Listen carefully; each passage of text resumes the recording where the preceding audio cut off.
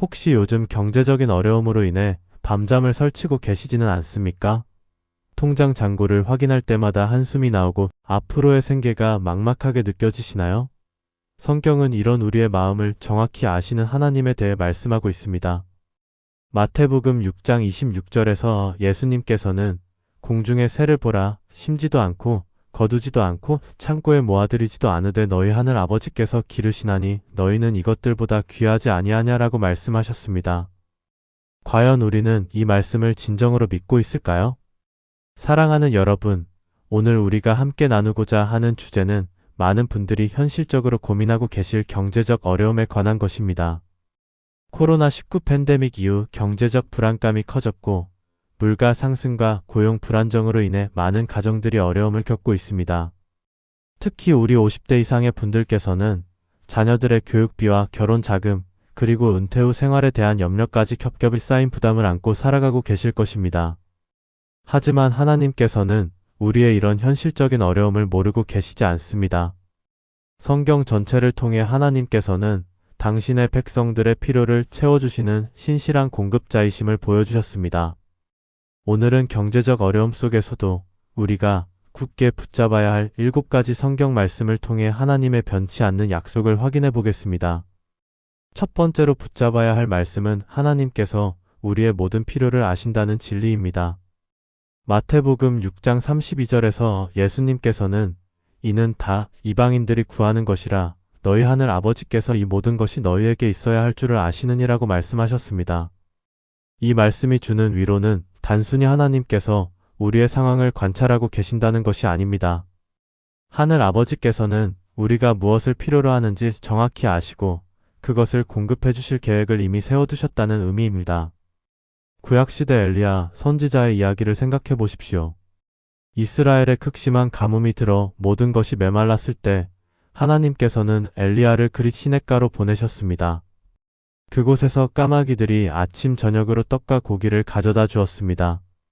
시냇물이 말랐을 때는 사르밧 과부의 집으로 인도하셨고 그 집에 기름 한 그릇과 가루 한 움큼으로 수많은 날들을 버티게 하셨습니다. 하나님의 공급하심은 우리의 계산이나 예상을 뛰어넘는 창조적인 방식으로 이루어집니다. 여러분이 지금 경제적 어려움을 겪고 계신다면 먼저 이것을 기억하시기 바랍니다. 하나님께서는 여러분의 상황을 정확히 알고 계시고 이미 해결책을 준비해 두셨다는 것입니다. 다만 그 해결책이 우리가 예상하는 방식과 시기와 다를 수 있을 뿐입니다. 두 번째로 붙잡아야 할 말씀은 하나님을 먼저 구하라는 명령입니다. 마태복음 6장 33절에서 그런즉 너희는 먼저 그의 나라와 그의 의를 구하라 그리하면 이 모든 것을 너희에게 더하시리라고 약속하셨습니다. 경제적 어려움이 닥칠 때 우리는 본능적으로 해결책을 찾기 위해 이곳저곳을 뛰어다닙니다. 더 좋은 일자리를 찾거나 투자처를 알아보거나 대출을 알아보기도 합니다. 이런 현실적인 노력들이 잘못된 것은 아닙니다. 하지만 예수님께서 말씀하시는 순서는 다릅니다. 먼저 하나님의 나라와 그의 의를 구하라는 것입니다. 이것은 하나님과의 관계를 최우선으로 두고 그분의 뜻을 구하며 그분께서 기뻐하시는 삶을 살아가는 것을 의미합니다. 그럴 때 하나님께서 우리의 모든 필요를 더하여 주신다고 약속하셨습니다. 이런 삶의 우선순위는 다니엘과 그의 세 친구들에게서 볼 수 있습니다. 바벨론 포로로 끌려간 그들은 왕의 음식을 거부하고 하나님께서 허락하신 채소와 물만을 마시겠다고 했습니다. 세상 사람들의 눈으로 보면 어리석은 선택이었을 것입니다. 좋은 기회를 스스로 차버리는 것처럼 보였기 때문입니다. 하지만 결과는 어떠했습니까? 하나님께서 그들을 더욱 건강하게 하시고 지혜롭게 하시며 결국 바벨론 제국의 높은 자리까지 맡기셨습니다. 여러분의 경제적 문제 해결을 위해 하나님의 원칙을 타협하려는 유혹이 있으십니까? 정직하지 못한 방법으로 돈을 벌거나 주의를 온전히 지키지 못하게 하는 일자리를 택하고 싶은 마음이 드십니까? 이럴 때일수록 하나님의 나라와 그의 의를 먼저 구하는 믿음을 선택하시기 바랍니다. 세 번째로 붙잡아야 할 말씀은 하나님의 때를 기다리라는 교훈입니다. 전도서 3장 1절에서 천하의 모든 것이 때가 있고 모든 목적이 이룰 때가 있나니라고 말씀하셨습니다. 경제적 어려움 속에서 가장 힘든 것 중 하나는 기다리는 것입니다. 당장 해결되어야 할 것처럼 보이는 문제들이 쌓여 있는데 하나님께서는 침묵하고 계시는 것처럼 느껴집니다. 하지만 하나님의 때는 우리의 때와 다릅니다. 이사야서 55장 8절에서 내 생각은 너희의 생각과 다르며 내 길은 너희의 길과 다름이니라고 말씀하신 것처럼 하나님께서는 우리보다 훨씬 큰 그림을 보고 계십니다. 요셉의 이야기를 떠올려 보십시오. 형들에게 미움받아 애굽의 종으로 팔려갔고 누명을 쓰고 감옥에 갇혀 수년을 보냈습니다. 그 긴 세월 동안 요셉은 하나님의 계획을 전혀 이해할 수 없었을 것입니다.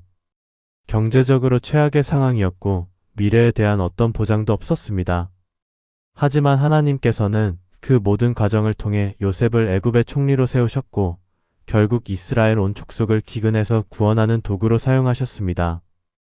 요셉이 나중에 형들에게 하나님이 생명을 구원하시려고 나를 너희보다 먼저 보내셨나니라고 고백할 수 있었던 것은 하나님의 때가 가장 완전한 때임을 깨달았기 때문입니다.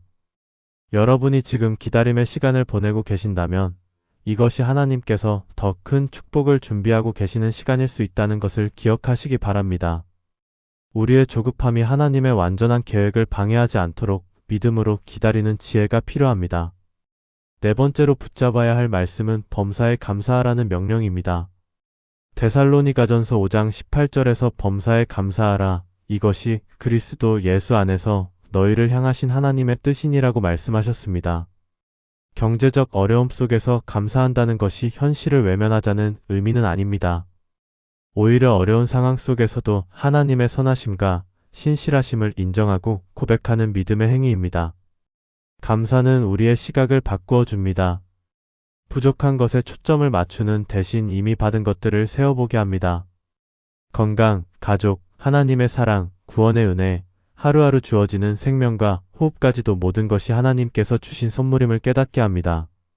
사도 바울은 빌립보서 4장 11절에서 내가 궁핍함으로 말하는 것이 아니니라 어떠한 형편에든지 나는 자족하기를 배웠노라고 고백했습니다. 이것은 현실에 안주하자는 말이 아닙니다. 현재의 상황이 어떠하든지 하나님께서 함께 계심을 믿고 그분의 공급하심에 만족하며 살아간다는 의미입니다. 구약시대 한나를 보십시오. 아이를 갖지 못하는 슬픔과 남편의 다른 아내의 조롱으로 인해 마음이 상했지만 성전에서 눈물로 기도하며 하나님께 마음을 쏟아놓았습니다. 그리고 하나님께서 응답해 주시리라는 믿음으로 돌아갔을 때 그녀의 얼굴에는 근심이 사라져 있었습니다. 아직 아무것도 달라진 것이 없었는데도 말입니다. 이것이 감사와 믿음이 주는 능력입니다. 여러분도 지금의 어려운 상황에서 감사할 수 있는 것들을 찾아보시기 바랍니다. 작은 것이라도 상관없습니다. 오늘 마실 수 있는 물 한 잔, 따뜻한 잠자리, 가족의 안전함, 이런 것들도 모두 하나님의 은혜입니다. 다섯 번째로 붙잡아야 할 말씀은 하나님의 신실하심에 대한 약속입니다. 빌립보서 4장 19절에서 나의 하나님이 그리스도 예수 안에서 영광 가운데 그 풍성한 대로 너희 모든 쓸 것을 채우시리라고 약속하셨습니다. 이 약속은 조건부가 아닙니다. 우리가 완벽한 믿음을 가져야 하거나 특별한 조건을 만족시켜야 하는 것이 아닙니다. 하나님께서 당신의 성품에 따라 신실하게 이루어 주시겠다는 무조건적인 약속입니다. 여기서 주목할 단어는 풍성한 대로입니다. 하나님의 공급은 우리의 최소한의 필요만 채우시는 것이 아니라 그분의 풍성함에 따라 공급해 주신다는 의미입니다.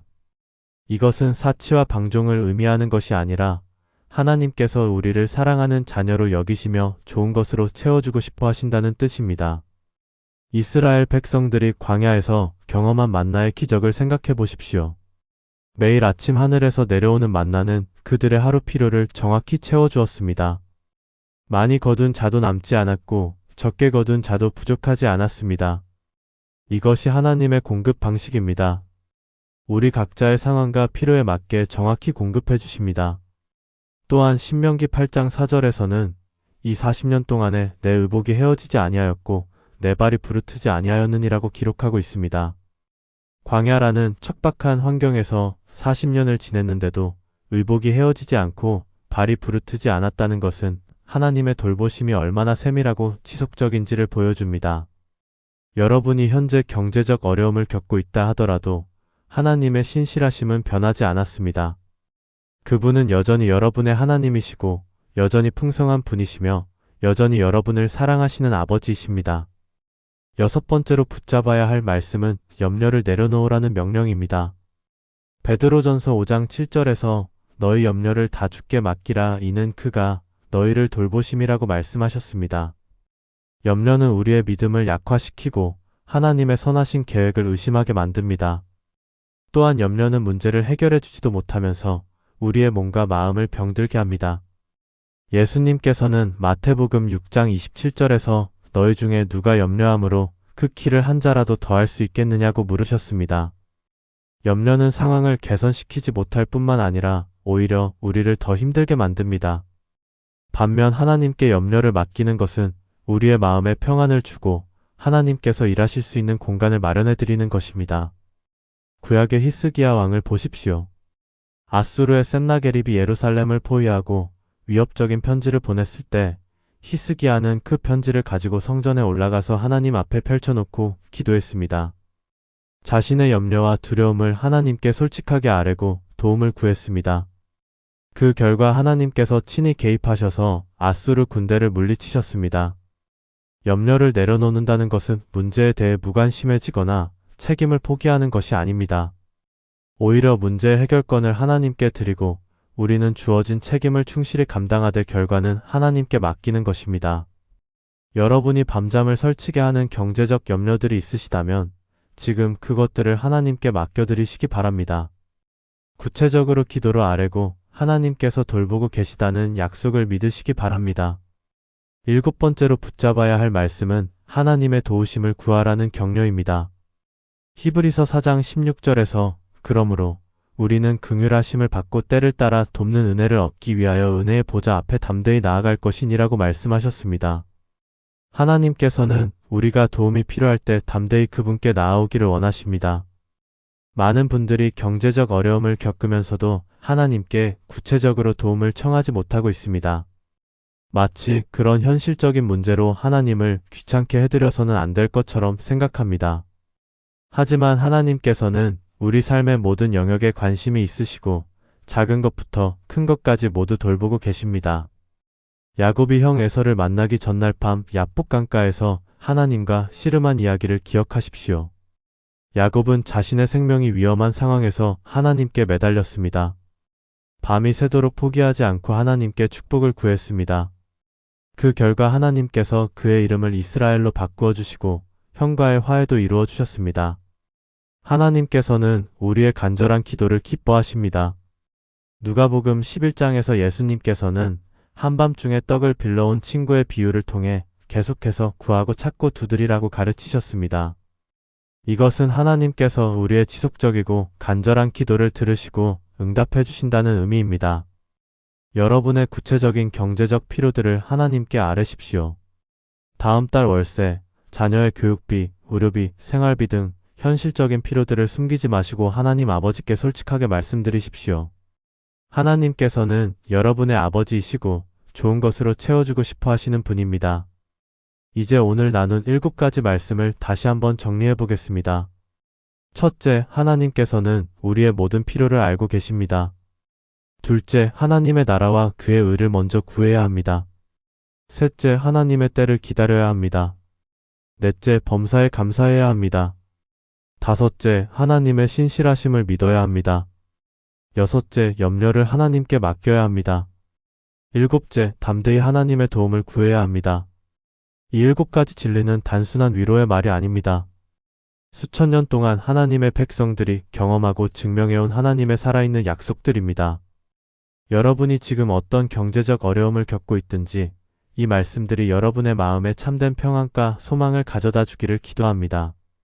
마지막으로 빌립보서 4장 19절 말씀을 다시 한번 함께 마음에 새겨보겠습니다. 나의 하나님이 그리스도 예수 안에서 영광 가운데 그 풍성한 대로 너희 모든 쓸 것을 채우시리라. 이 약속은 오늘도 내일도 여러분의 생의 마지막 날까지 변하지 않을 하나님의 신실한 약속입니다. 경제적 어려움은 일시적입니다. 하지만 하나님의 사랑과 신실하심은 영원합니다. 여러분이 지금 겪고 있는 시련이 여러분을 더욱 하나님께 가까이 이끌고 더욱 깊은 믿음의 사람으로 성장시키는 도구가 되기를 소망합니다. 어려운 시기를 통과하면서 하나님의 선하심과 능력을 더욱 깊이 경험하게 되실 것입니다. 오늘 밤 잠자리에 들기 전에 이 7가지 말씀 중에서 가장 마음에 와 닿는 한 구절을 선택해서 마음 깊이 새기시기 바랍니다. 그리고 내일 아침 눈을 뜰 때 그 말씀을 다시 한번 고백하며 하루를 시작하십시오. 하나님의 말씀은 살아있고 운동력이 있어서 우리의 상황을 변화시키는 능력이 있습니다. 여러분 모두에게 하나님의 풍성한 공급과 넘치는 평안이 함께 하시기를 축복하며 기도합니다.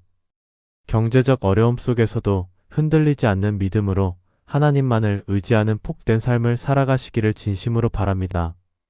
오늘 우리가 함께 나눈 경제적 어려움 속에서 붙잡아야 할 7가지 성경 말씀을 다시 한번 정리해 보겠습니다. 하나님께서는 우리의 모든 필요를 아시고 계시며 우리는 그의 나라와 의를 먼저 구해야 합니다. 하나님의 때를 기다리며 범사에 감사하고 그분의 신실하심을 믿어야 합니다. 염려를 하나님께 맡기고 담대히 그분의 도움을 구하는 것이 우리가 택해야 할 믿음의 길입니다. 마태복음 6장 26절의 말씀처럼 우리는 공중의 새보다 훨씬 귀한 하나님의 자녀들입니다.